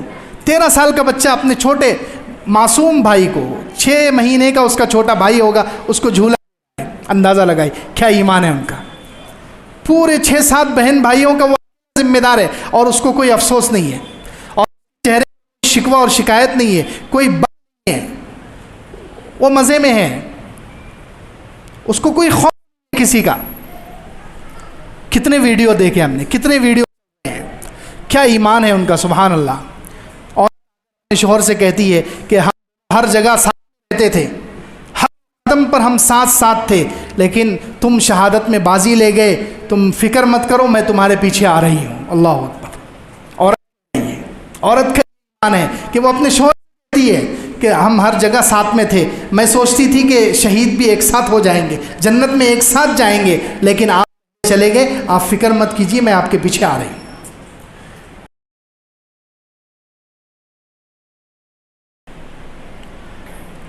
اور وہاں کے شہید ہونے والی کی کتنی فضیلت ہے. وہاں جو شہید ہو رہے ہیں سبحان اللہ سبحان اللہ، کیا بڑا ہے ان کا. اللہ سب کی شہادتیں قبول فرمائے. اللہ کچھ نہ کچھ حصہ ہمارا وہاں پر دعا کی شکل میں ہی لگا دے، آمین. دیکھیے وہاں شہید ہونے والوں کی فضیلت اللہ کے رسول صلی اللہ علیہ وسلم 1450 سال پہلے بتا کر گئے. حضور اقدس صلی اللہ علیہ وسلم کی نبوت والی نگاہیں آج زمانے کو دیکھ رہی تھی. یہ حضور اقدس صلی اللہ علیہ وسلم کے سچا نبی ہونے کی کتنی بڑی علامت ہے کہ حضور اقدس صلی اللہ علیہ وسلم آج کے زمانے کا نقشہ کیا فرمایا. ایک صحابی کہتے ہیں کہ میں نے رسول اللہ صلی اللہ علیہ وسلم کو سنا، وہ ایک قبرستان والوں کا تذکرہ کر رہے تھے اور ان کو خوب دعائیں دے رہے تھے. ایک قبرستان والوں کا حضور اقدس صلی اللہ علیہ وسلم یَأْتُ أَهْلَ مَقْبَرَتِ يَوْمًا قَالَ فَصَلَّى عَلَيْهَا فَأَكْثَرَ الصَّلَاةَ عَلَيْهَا. حضور اقدس صلی اللہ علیہ وسلم نے ان کو خوب دعائیں، اللہ ان قبرستان والوں کی مغفرت کرے، رحم کرے اور جنت نصیب کرے. صلی اللہ علیہ وسلم ان کو خوش ہو کر، تو صحابہ پریشان کون سے قبر کی بات ہے. تو اللہ کے رسول صلی اللہ علیہ وسلم کیا ارشاد فرمایا،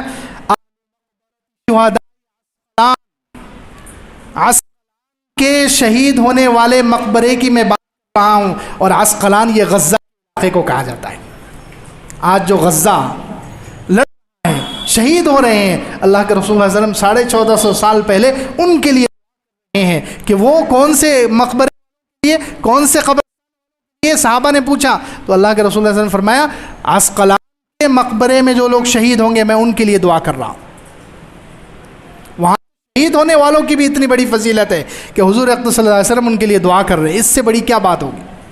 ایک اور حضرت عائشہ رضی اللہ عنہ فرماتی ہیں کہ حضور صلی اللہ علیہ وسلم ایک مرتبہ ایک قبرستان والوں کا تذکرہ اور ان کے لیے بہت رحم کی دعا، اللہ ان پر رحم کرے، اللہ ان پر رحم کرے. حضور صلی اللہ علیہ وسلم دعا کریں. حضرت عائشہ پوچھ رہی ہیں اہل البقیع یا رسول اللہ، اللہ کے رسول جنت البقیع والے ہیں، آپ کی مراد یہ.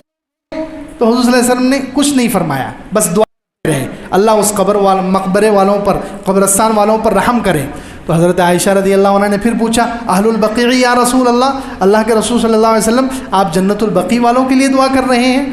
3 مرتبہ حضور صلی اللہ علیہ وسلم دعائیں دیتے رہے اور حضرت عائشہ پوچھ رہی ہیں کہ آپ جنت البقیع والوں کے لیے دعا کر رہے ہیں. آخر میں اللہ کے رسول صلی اللہ علیہ وسلم نے ارشاد فرمایا کہ نہیں، میں عسقلان یعنی غزہ کے قبرستان والوں کے لیے دعا کر رہا ہوں. اللہ اکبر اللہ اکبر سبحان اللہ. کتنے مبارک ہیں وہ شہداء. ایک اور حدیث میں کیا فرمایا کہ جو غزہ کے جو شہید ہیں، عسقلان کے جو شہید ہیں، ان کا کیا مقام ہے سنیے. قال رسول اللہ صلی اللہ علیہ وسلم عسقلان احد العروسین یبعث منها یوم القیامت 70,000 لا عذاب علیہم. عسقلان دلہنوں میں سے ایک دلہن ہے.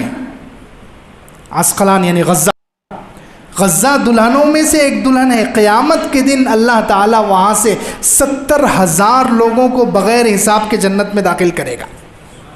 کتنے لوگوں کو؟ 70,000 لوگوں کو وہاں سے اللہ تعالیٰ جنت میں بغیر حساب کے داخل کرے گا.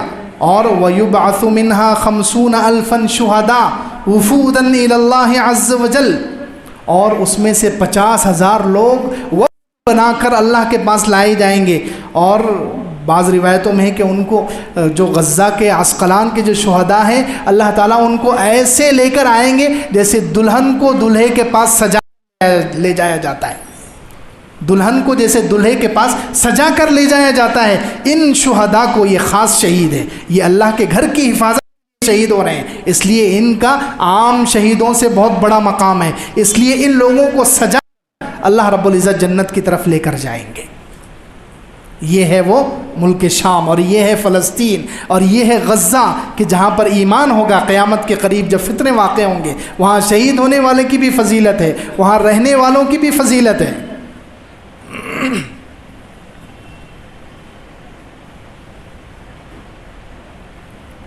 دیکھیے وہاں رہنے کی بھی فضیلت ہے. اللہ کے رسول صلی اللہ علیہ وسلم نے ایک صحابی آئے پوچھا ارید الغزو فی سبیل اللہ، اللہ کے رسول صلی اللہ علیہ وسلم میں جہاد میں کسی لڑائی میں جانا چاہتا ہوں، کہاں جاؤں، کس جگہ؟ اللہ کے رسول صلی اللہ علیہ وسلم نے فرمایا علیک بالشام، ملک شام جاؤ. لڑائی کرنے کے لیے تم اللہ کے دشمنوں سے لڑنا ہے. اور ملک شام میں سے بھی من الشام عسقلان، اور ملک شام میں سے بھی ایک خاص حصہ غزہ پکڑو. اللہ اکبر. ملک شام میں سے بھی جو عسقلان غزہ ہی کو کہتے ہیں. غزہ کا دوسرا نام عسقلان ہے, عسقلان کا دوسرا نام غزہ ہے. تو اللہ کے رسول صلی اللہ علیہ وسلم نے فرمایا غزہ کو تم لازم پکڑو. کیوں؟ فَإِنَّهَا إِذَا دَارَتِ الرَّحَا فِي أُمَّتِي كَانَ أَهْلُهَا فِي خَيْرٍ وَعَافِيَةٍ. جب میری امت کی چکی گھومے گی, یعنی دین میں اور ایمان میں یہ لوگ کمزور ہو جائیں گے, تو اس وقت وہ غزہ والے خیر اور عافیت میں ہوں گے. دیکھیے حضور اقدس صلی اللہ علیہ وسلم کی مبارک زبان سے کیا کہا جا رہا ہے کہ جب پوری دنیا میں میری امت جو ہے چکی گھومے گی ان کی ایمان کی دین کی لائن سے, یہ لوگ کمزور ہو جائیں گے, تو اس وقت وہ علاقے والے میرے امتی خیر اور عافیت میں ہوں گے. یعنی ان کا ایمان محفوظ ہوگا, ان کا دین محفوظ ہوگا, ان کے اعمال محفوظ ہوں گے. اور وہ علاقہ ہے وہ غزہ اور عسقلان کا. اتنی مبارک جگہ ہے, لیکن آج ہم لوگ اس سے غافل ہیں. ہم لوگ سمجھ ہی نہیں رہے کہ وہاں کیا ہو رہا ہے. وہاں ایمان تقسیم ہو رہا ہے. وہاں آج کل ایمان کا اصل چار ہے. ہر مسلمان کو چاہیے نگاہ اس پر لگا کر رکھے, دل ادھر متوجہ رکھے, اپنی ہر چیز کا رخ ادھر رکھے, تاکہ کچھ ایمان کی چار ہمارے دل میں بھی آ جائے. کیونکہ اللہ کے رسول صلی اللہ علیہ وسلم نے فرمایا ہے کہ جب پوری دنیا میں فتنے ہوں گے تو ایمان اسی جگہ ملک شام کے علاقے میں ہوگا. تو جو اس علاقے سے کی طرف توجہ رکھے گا, اپنی آنکھیں, اپنا دل, اپنی نگاہیں, اپنی دعاؤں کی توجہ کا رخ ادھر رکھے گا, تو خود بخود اللہ تعالیٰ کی طرف سے اس کے دل کے ایمان کی چارجنگ ہوگی. ہاں آج کل سائنس میں ہم دیکھ رہے ہیں کہاں سے لوگ چارجنگ کر لیتے ہیں, کس چیز کی کیسی چارجنگ ہے. تو یہ ایمان اور دل کی چارجنگ وہاں سے ہونے والی ہے. ادھر توجہ رکھنی پڑے گی, کچھ نہ کچھ لگانا پڑے گا, وہاں اپنا حصہ ڈالنا پڑے گا, اپنے دل اور جان, دل سے یا کم سے کم پیسوں سے ہم وہاں پر شریک ہو سکتے ہیں. ایک حدیث میں یہ بھی فرمایا ہے اللہ کے رسول صلی اللہ علیہ وسلم کی یہ بھی حدیث ہے کہ تم بیت المقدس جاؤ, بیت المقدس جاؤ, اگر تم نہیں جا سکتے تو کم سے کم وہاں کے چراغوں میں تیل, تو یہ وہاں جانے کے برابر ہے. اس زمانے میں کیونکہ بیت المقدس میں چراغ جلائے جاتے تھے, لائٹ تو ہوتی نہیں تھی, تو چراغ کے لیے تیل لگتا ہے. تو اللہ کے رسول صلی اللہ علیہ وسلم نے یہ تک فرمایا کہ اگر تم وہاں پر جا نہیں سکتے تو کم سے کم وہاں کے لیے خرچہ بھیجو, وہاں کے چراغوں میں تیل ڈالو, تو تمہارے جانے کے برابر ہوگا. تو خیر یہ بات نہیں ہے. حضور اقدس صلی اللہ علیہ وسلم کا جو مبارک سفر شروع ہوا مسجد حرام سے مسجد اقصیٰ تک, یہ سفر ہوا, اور یہاں حضور صلی اللہ علیہ وسلم نے سارے انبیاء علیہ السلام کی امامت فرمائی. سارے نبیوں کی یہاں سارے نبیوں کو جمع کیا گیا. اب دیکھیں جتنے انبیاء علیہ السلام تھے حضور اقدس صلی اللہ علیہ وسلم سے پہلے, سارے نبی وہاں ہیں. اب وہ کون سے جہان ہیں؟ وہ لوگ کہاں تھے؟ چار جہان ہیں. کتنے؟ چار. ایک تو عالم ارواح ہے جہاں روحیں, ہم سب کی بھی روحیں وہیں تھی. اب ہم دنیا میں آنے کا وقت تو آ گیا تو ہم یہاں پر آ گئے. تو ایک تو ہے عالم ارواح جہاں جمع. دوسرا عالم ہے عالم دنیا, یہ دنیا. تیسرا عالم ہے عالم برزخ, جب انسان مر کر قبر میں جاتا ہے تو یہ قبر زندگی ہے, آخرت میں اٹھائے جانے تک. تو یہ قبر زندگی ہے, اس کو برزخ کہتے ہیں. برزخ کا معنی ہے عربی میں آڑ, پردہ. بینہما برزخ لا یبغیان, دونوں سمندروں کے بیچ میں اللہ نے آڑ لگا دی ہے, وہ ایک دوسرے کے اندر داخل نہیں ہوتے. تو برزخ کا معنی ہے آڑ, پردہ. تو یہ جو زندگی ہے مرنے کے بعد کی جو زندگی ہے انسان کی, وہ آڑ, پردہ. دنیا کی زندگی سے بھی اور آخرت کی جو زندگی ہے اس کے بیچ میں یہ پردے والی زندگی ہے, اس لیے اس کو برزخ کہتے ہیں. تو یہ تیسرا جہان ہے برزخ کا. اور چوتھا جہان ہے جب سور پھونکا جائے گا اور قیامت قائم ہوگی اور سارے انسان اللہ کے حضور جمع ہوں گے, تو وہ جہان شروع ہوگا آخرت کا. تو یہ چار جہان ہیں. تو اب حضور اقدس صلی اللہ علیہ وسلم جب یہ معراج پر تشریف لے گئے تو حضور تو اس دنیا کے تھے. حضور اس وقت کہاں تھے؟ دنیا میں تھے. حضور عالم دنیا کے تھے, اور جو نبی سارے اللہ رب العزت نے وہاں پر جمع کیے وہ عالم برزخ کے تھے. سب اپنی برزخ کی زندگی گزار, یعنی دنیا اور آخرت کے بیچ میں جو زندگی ہے وہ زندگی سارے نبی گزار رہے تھے, اور اللہ رب العزت نے اپنی قدرت سے ان کو جمع کیا. اب آج کل بہت سارے عقل سے لوگ اعتراض کرتے ہیں ایسا کیسے ہو سکتا ہے. یہ پہلے ہی اللہ نے کہہ دیا, سبحان اللہ, کے لیے یہ چیز کوئی مشکل نہیں ہے. انسان یہ کام نہیں کر سکتا، لیکن اللہ رب العزت یہ کر، اور آگے اللہ رب العزت نے خود فرمایا الی المسجد الاقصی الذی بارکنا حولہ لنریہ من آیاتنا، یہ سفر ہم نے اس لیے کروایا تاکہ ہم اپنی قدرت کی نشانیاں دکھلائیں۔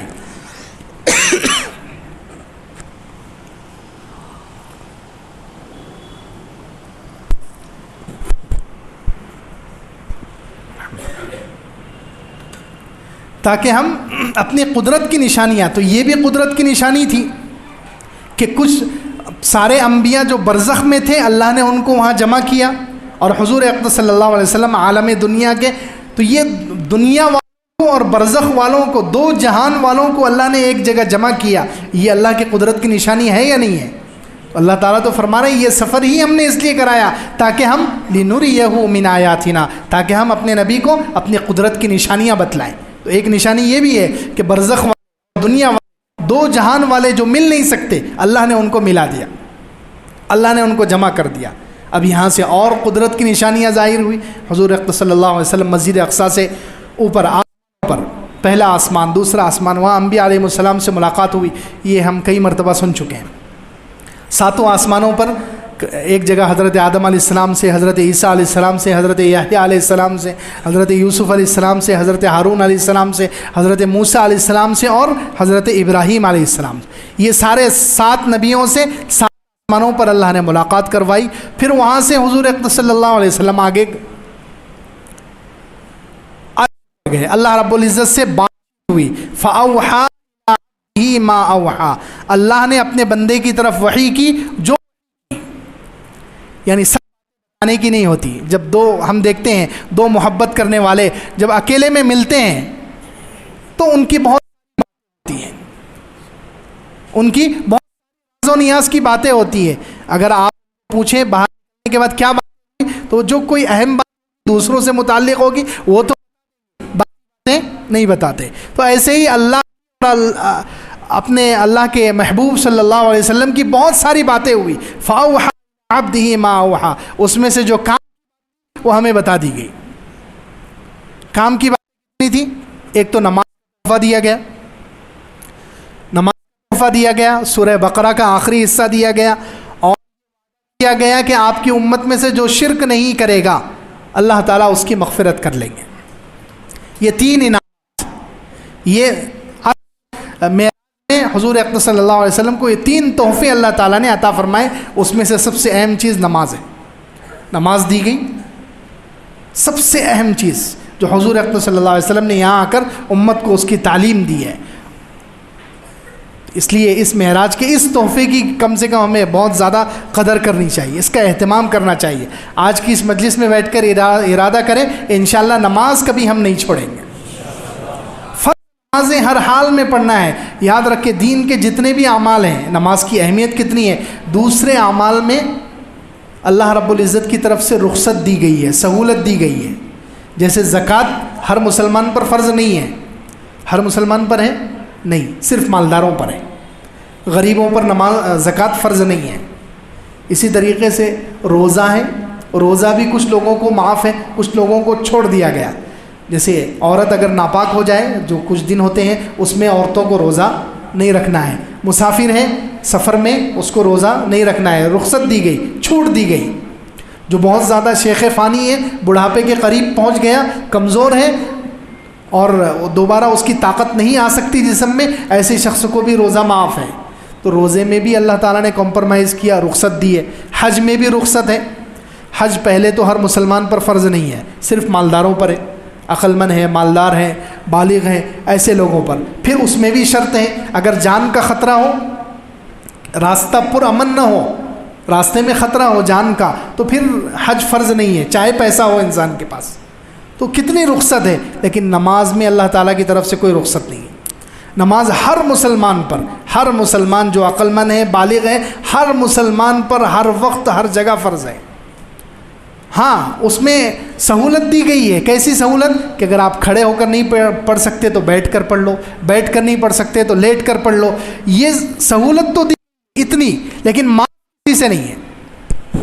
اندر ہے جہاد عمل ہے، کافروں سے لڑنے کے لیے کافر سامنے کھڑے، اس وقت بھی نماز معاف نہیں ہے. اس وقت اللہ تعالیٰ نے طریقہ لیکن نماز معاف نہیں ہے. اللہ تعالیٰ نے اس وقت کے لیے صلاۃ الخوف ایک اسپیشل نماز اتاری ہے. ایک اسپیشل لشکر جو مسلمانوں کا ہے اس کو 2 حصوں میں تقسیم کر دو، آدھا حصہ لڑتا رہے اور آدھا حصہ جا کر 1 رکعت پڑھ لے. اب وہ آدھا حصہ جب اس کی 1 رکعت ہو گئی تو وہ آ کر لڑنا شروع کر دے، اور یہ حصہ جا کر پھر یہ حصہ لڑنا شروع کرے اور وہ حصہ آ کر اپنی دوسری رکعت مکمل کرے. تو نماز کی پوری شکل اس میں انسان قبلے سے رخ بھی پھیر رہا ہے اور کافروں سے لڑ، پھر 1 رکعت آ کر پڑھ، یہ سب ہے لیکن نماز چھوڑنا برداشت نہیں ہے. اندازہ کتنی اہم چیز ہے نماز. اللہ نے یہ نہیں کہا کہ چلو تم اتنا اہم کام کر رہے ہو، اللہ کے دشمنوں سے لڑ رہے ہو، چلو میں تمہیں نماز معاف کرتا ہوں. نہیں، اس حال میں نہیں، طریقہ بدل کے لیے اسپیشل طریقہ سارا، لیکن معاف. لیکن اللہ فرمائے کتنی بے حسی ہے ہمارے اندر اور نماز کے بارے میں کتنی غفلت کہ ہم معمولی بہانوں سے نماز چھوڑ دیتے ہیں. نماز کسی بھی حال میں معاف نہیں ہے، اس لیے نماز ہر حال میں پڑھیں. اگر جماعت نہیں مل رہی ہے تو جہاں نماز کا ٹائم معلوم کرے، کتنے گھنٹے نماز کا ٹائم ہے. فرض نماز کبھی قضا نہیں ہونی چاہیے. یہ مسلمان کی پوری مسلمانی نماز پر ٹکی ہوئی ہے، پورا دین نماز پر ٹکا ہوا ہے، پورا نماز پر ٹکا ہوا ہے. اگر نماز ہی اڑا دے تو پھر کیا دین اور کیا ایمان اور کیا اسلام. پورا اسلام اور پورا ایمان اور پورا دین نماز پر ٹکا ہوا ہے. تو اس لیے نماز کی فکر، نماز پابندی سے ہو.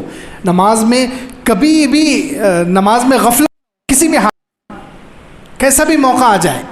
اور نماز کو جو لوگ پڑھ رہے ہیں وہ اس کو صحیح جاندار بھی پڑھیں، اچھی نماز بنانے کی کوشش کریں. اس کے لیے جو اعمال ہیں کچھ اعمال بتا دیتا ہوں تاکہ نماز میں کچھ ہماری جان پیدا ہو جائے. نماز میں کچھ جان پیدا ہو جائے اس کے لیے کچھ عمل سن لیں. سب سے پہلے وضو صحیح کریں. سب سے پہلے نماز میں جان پیدا کرنے کے لیے وضو. ہم لوگ عام طور پر شکایت کرتے ہیں کہ نماز میں ہمارا ذہن ہی نہیں رہتا، نماز میں ہمارا خیال نہیں رہتا، نماز کدھر ہو جاتی پتہ نہیں چلتا. تو نماز صحیح کرنے کے لیے سب سے پہلے وضو صحیح ہونا ضروری ہے. کہ جب وضو کرے انسان تو ظاہری اعضاء دھو رہا ہے تو دل کو بھی دھو لے. گناہ، کیونکہ اللہ کے رسول صلی اللہ علیہ وسلم نے حدیث میں بھی فرمایا ہے یہ تو کہ جب انسان ہے تو ہاتھ سے گناہ جھڑ جاتے ہیں، منہ دھوتا ہے تو منہ سے گناہ جھڑ جاتے ہیں، پیر ہے تو پیر کی جڑوں سے گناہ نکل جاتے ہیں. یہ اللہ کے رسول صلی اللہ علیہ وسلم کی حدیث میں موجود ہے. تو اس لیے وضو کرتے وقت ہم سوچیں کہ اے اللہ میں ہاتھ دھو رہا ہوں، اے اللہ تو میرے دل کو دھو دے. دل میں دعا اللہ سے. علماء نے لکھا ہے وضو کرتے وقت بھی دعا قبول ہوتی ہے. وضو کرتے وقت بھی انسان جو مانگے وہ مل جاتا ہے، دعا قبول ہوتی ہے. تو ہم وضو کو توجہ کے ساتھ کریں، غفلت. وضو یہ سوچ کر کریں کہ اے اللہ میں اوپر تو میرا دے.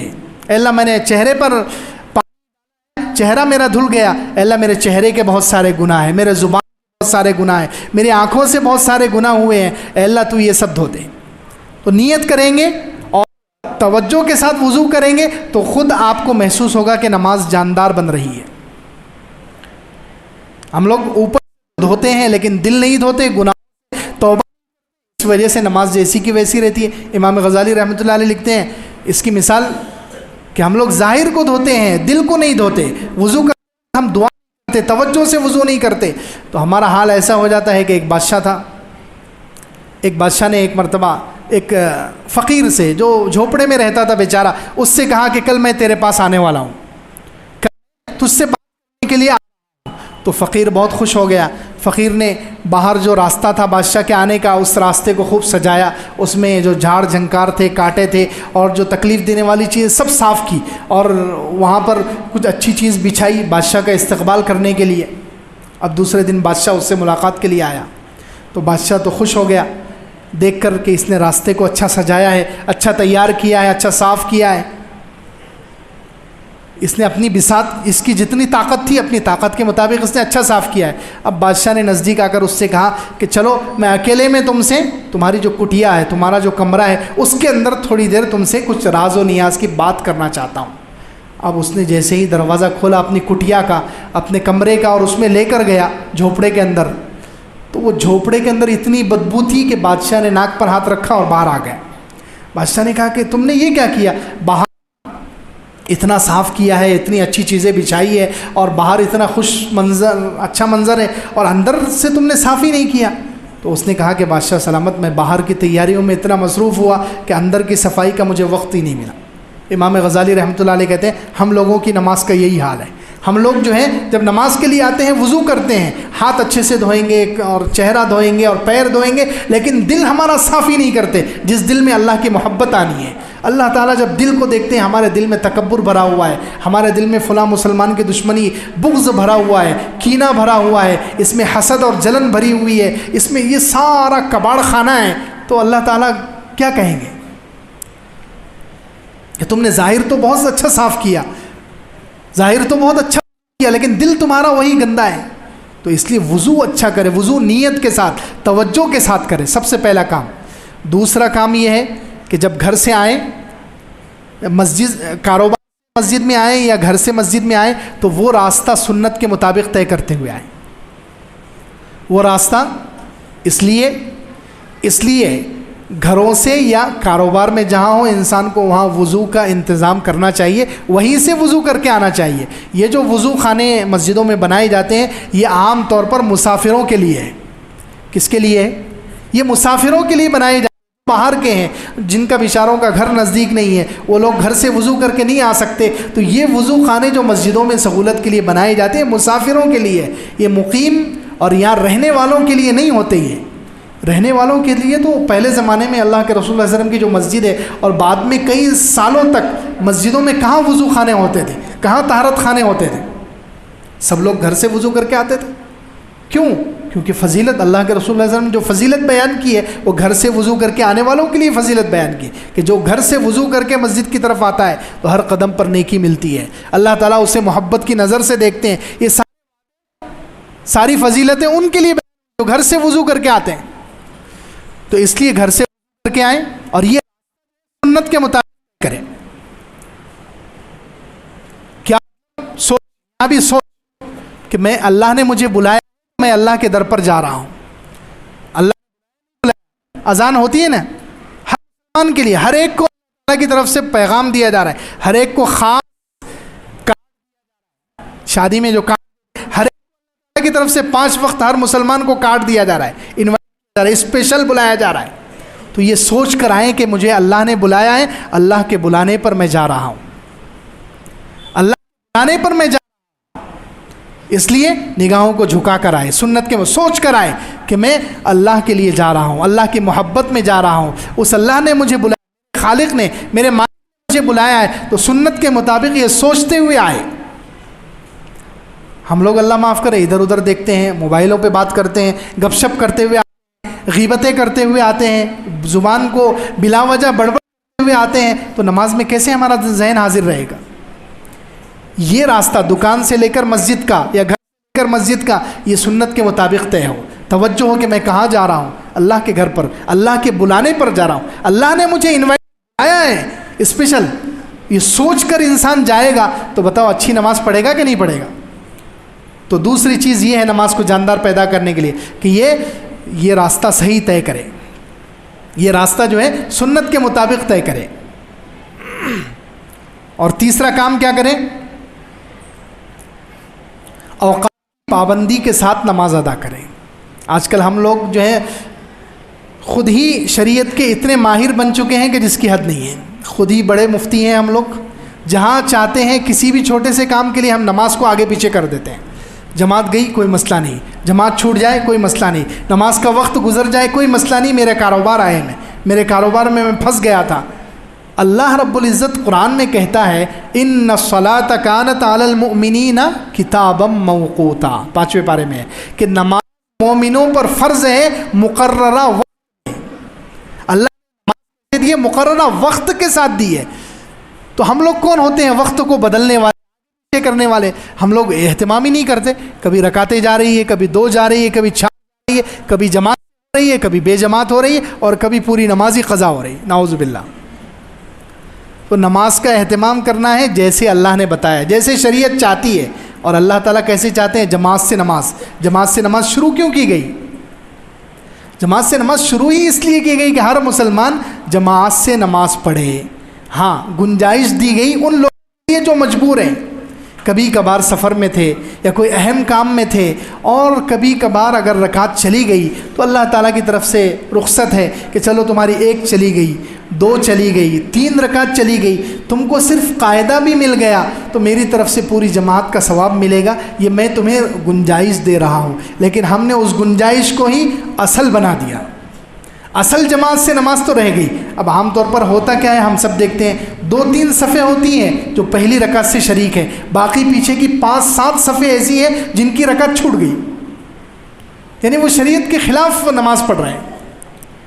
جو شریعت کا جو مقصد ہے، بہو جو مقصد ہے کہ جماعت سے ہر مسلمان نماز پڑھے، تکبیر اولیٰ کے ساتھ نماز پڑھے، اس کو ہم لوگ اپنے ہاتھ سے فوت کر رہے ہیں، چھوڑ رہے ہیں.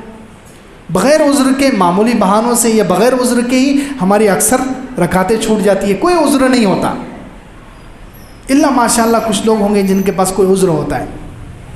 تو اس لیے نماز کو تیسری شرط ہے نماز میں جان پیدا کرنے کے لیے، ہمیشہ نماز کو وقت کے ساتھ پڑھیں کہ نماز کا وقت ہو گیا، اذان ہو گئی، اب میں دنیا کا کوئی کام نہیں کروں گا، ہاتھ میں جو کام ہے وہ بھی چھوڑ دوں گا، گراہک چھوڑ دوں گا، اور میں مسجد میں جاؤں گا. اللہ نے مجھے بلایا ہے اور میرے ذمے یہ فرض ادا کرنا ہے. میں عبادت کے لیے پیدا ہوا.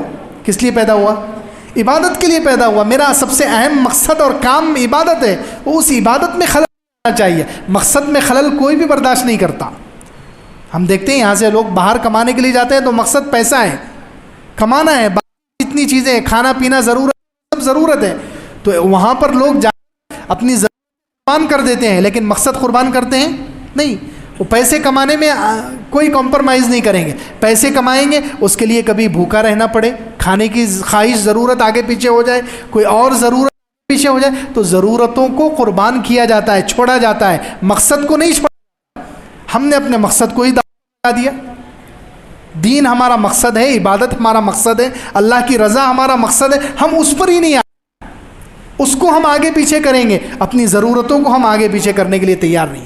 بتائیے کیسے اللہ ہم سے خوش ہوگا؟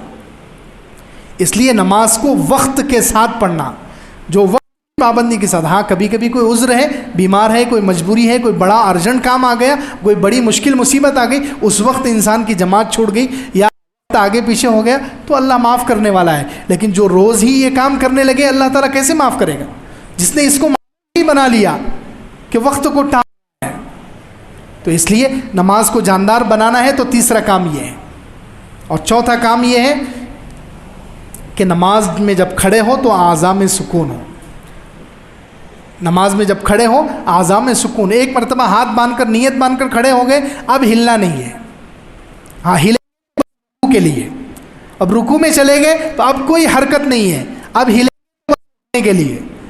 قومے میں کھڑے ہو گئے، اب کوئی حرکت نہیں ہے. ہاں حرکت کریں گے، ہلیں گے تو سجدے میں جانے کے لیے.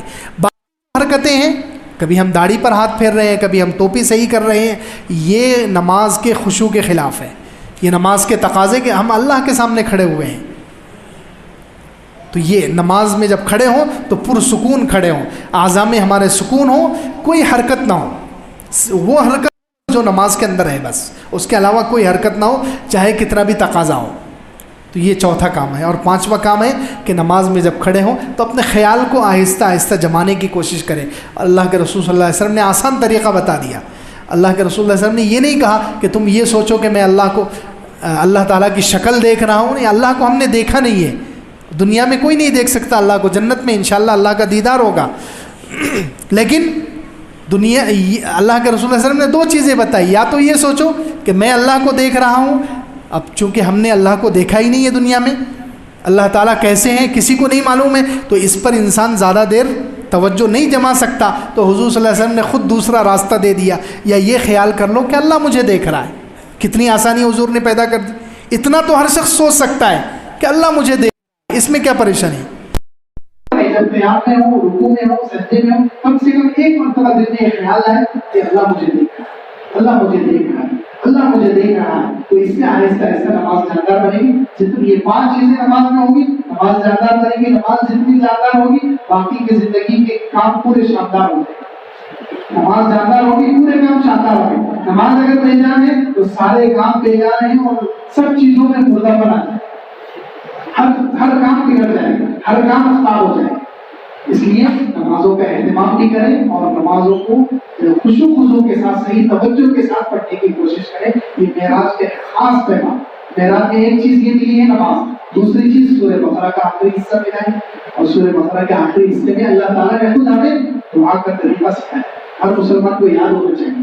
اللہ تعالیٰ نے خود کہا ہے، کتنا پیارا ہمارا اللہ ہے سبحان اللہ، اور قربان جائے اللہ تعالیٰ کا کہ اتنا پیارا ہمارا رب ہے کہ وہ کہتا ہے مانگو، اور مانگنے کے لیے کیسے مانگنا ہے، اپلیکیشن درخواست کیسے دینی ہے، وہ بھی اللہ تعالیٰ نے ہمیں پیش کر دی کہ یہ یاد کر لو اور یہی الفاظ میں مانگ لو، میں قبول کر لوں گا۔ ہم کتنے نالائق بندے ہیں کہ ہمیں معلوم ہی اللہ نے ہمیں کیا سکھایا، اللہ نے خود ہمیں طریقہ سکھایا اس میں، ربنا لا تؤاخذنا ان نسینا او اخطأنا، اے ہمارے رب ہماری پکڑ نہ فرما اگر ہم بھول جائیں یا ہم سے غلطی ہو جائے۔ انسان سے غلطی، نماز میں ہر عمل میں ہم سے غلطی ہوتی ہے، اللہ تعالیٰ نے خود اس کا کوڈ سکھا دیا کہ تم یہ دعا کرو، ربنا لا تؤاخذنا ان نسینا او اخطأنا ربنا ولا تحمل علينا اصرا كما حملته على الذين من قبلنا، اے ہمارے رب تو ہم پر اتنا بوجھ مت ڈال جو پہلے کے لوگوں پر ڈالا ہے۔ پہلے کے لوگ زیادہ طاقتور تھے، اسرائیل پر کیسے کیسے اللہ تعالیٰ کے احکامات تھے، کتنا سخت، اگر ناپاکی ان کے جسم کپڑوں پر لگ جائے، کپڑوں پر ان کے صحیح حدیثوں میں ہے کہ کپڑوں پر ان کی ناپاکی لگ جاتی تھی تو دھونے سے ان کا کپڑا پاک نہیں ہوتا، کپڑا کاٹ کے پھینک دینا پڑتا۔ اب بتائیے کتنے مشکل احکامات تھے، اللہ نے ہمیں کتنے آسان حکم دے، کتنی بھی ناپاکی لگ جاتا انسان دھونے تو کپڑا پاک ہو جاتا، اتنے آسان۔ تو وہ دعا سکھائی جا رہی ہے کہ اللہ ہم پر اتنا بوجھ مت ڈال جو پہلے کے لوگوں کو، کما حملته على الذين من قبلنا ربنا ولا تحملنا ما لا طاقة لنا به، اے ہمارے رب ہم پر اتنا بوجھ مت ڈال کہ ہم اس کو برداشت نہ کر سکیں، ہماری طاقت سے زیادہ نہ ہو۔ واعف عنا، اے اللہ ہمیں معاف کر دے، واعف عنا، اے اللہ ہمیں معاف کر دے، ہمارے خطاؤں کو معاف کر دے۔ واغفر لنا، اے اللہ مغفرت کر دے۔ مغفرت کا مطلب کیا ہے؟ پہلے واعف عنا امحو آثار ذنوبنا، اس کا علماء نے ترجمہ کیا ہے واعف عنا، اے اللہ ہمیں معاف کر دے۔ کیا مطلب؟ اے اللہ ہمارے گناہوں کے نشانات مٹا دے۔ امحو آثار ذنوبنا، کیونکہ انسان جو گناہ کرتا ہے تو اس کے اثرات باقی رہتے ہیں۔ زمین پر گناہ کرے گا، یہ زمین اس کے اثرات، زمین جو ہے ویڈیو بناتی ہے انسان کی، زمین فوٹو کھینچ لیتی ہے کہ اس نے یہاں گناہ کیا ہے، اور قیامت کے دن گواہی دے گی۔ قیامت کے دن اذا زلزلت الارض زلزالها واخرجت الارض اثقالها وقال الانسان ما لها يومئذ تحدث اخبارها، جس دن یہ زمین اپنی خبریں بیان کرے گی، نیوز چینل بن جائے گی، یومئذ تحدث اخبارها، جب زمین اپنی خبر بیان، میرے اوپر کون سا کام ہوا، اچھا کام یا برا کام، زمین بیان کرے گی۔ تو ہم نے جس زمین پر گناہ کیا ہے وہ زمین نے کیچ کر لیا ہے، لکھ لیا ہے، محفوظ کر لیا ہے، فرشتوں نے دیکھ لیا، فرشتوں نے لکھ لیا۔ تو دعا اللہ تعالیٰ خود ہمیں سکھا رہے ہیں، واعف عنا، اے اللہ ہمارے جو گناہوں کے نشانات زمین نے کیچ کر لیے ہیں، فرشتوں نے لکھ لیا ہے اور دیکھ لیا ہے، اے اللہ فرشتوں کو بلا دے، نامہ اعمال سے مٹا دے اور زمین سے بھی مٹا۔ یہ ہے واعف عنا کا مطلب۔ امحو آثار ذنوبنا واغفر لنا، اور مغفرت کا مطلب علامہ آلوسی بغدادی رحمۃ اللہ علیہ کہتے ہیں اظہار الجمیل وستر القبیح، اے اللہ ہمارے اچھائیوں کو عام کر دے، لوگوں میں چرچا ہو جائے، اظہار الجمیل ہمارے اچھے کام لوگوں کے سامنے ظاہر ہو جائے اور برے کام چھپ جائے، سبحان اللہ، اس کو کہتے ہیں مغفرت۔ واغفر لنا، اے اللہ ہماری مغفرت کر دے، اظہار الجمیل اچھے کام ہمارے لوگوں میں مشہور ہو جائے، اور وستر القبیح برے کام چھپ جائے لوگوں سے، برے کام ہمارے کسی کے سامنے نہ آئے، بے عزتی نہ ہو۔ آج کل کیسے ہو رہا ہے، ویڈیو لیک ہو رہی، ویڈیو لیک ہو گئی، کسی کی آڈیو لیک ہو گئی، کتنے لوگ بے عزت ہو رہے ہیں۔ تو جو یہ دعا مانگے گا اللہ تعالیٰ اس کو بے عزتی سے بچائے گا۔ واغفر لنا وارحمنا، اللہ ہم پر رحم کر دے۔ یعنی پہلے جو چیز یہاں رحم کا مطلب ہے کہ گناہوں کی وجہ سے جو چیزیں ہم سے چھن گئی تھی اللہ واپس کر، اللہ گناہوں کی وجہ سے انسان کی طاقت چھن جاتی ہے، گناہوں کی وجہ سے انسان کے دل کی بصیرت چھن جاتی ہے، گناہوں کی وجہ سے گھروں سے برکت ختم ہو جاتی ہے، گناہوں کی وجہ سے روزی کی برکت ختم ہو جاتی ہے۔ اے اللہ گناہوں کی وجہ سے جو جو چیزیں تو نے واپس لی ہیں ورحمنا، رحم کر کے ہمیں واپس کر دے۔ کتنی پیاری دعا ہے، کتنی پیاری دعا ہے کہ گناہوں کی وجہ سے جو جو چیزیں اللہ تو نے واپس لی ہے ورحمنا، رحم کر کے وہ ساری چیزیں ہمیں واپس کر دے۔ انت مولانا، تو ہمارا آقا ہے، تو ہمارا مولا ہے، فانصرنا علی القوم الکافرین، کافروں کے خلاف ہماری مدد کر، ساری دنیا اور آخرت کے خیر آمین۔ تو یہ چیز دی گئی ہے معراج۔ ہر مسلمان کو یہ تحفہ یاد ہونا چاہیے، حضور اکرم صلی اللہ علیہ وسلم کے واسطے سے ہمیں ملا ہے یہ سورہ بقرہ کا آخری حصہ، جس میں اتنی پیاری دعا اللہ تعالیٰ نے ہمیں سکھائی۔ تو یہ دوسری چیز، اور تیسری چیز شرک سے بچنا۔ جو شرک سے بچے گا اللہ اس کی مغفرت کرے گی۔ تو یہ تین چیزیں معراج میں عطا فرمائی۔ تو خیر یہ معراج کی باتیں تھی، اللہ تعالیٰ سے دعا ہے اللہ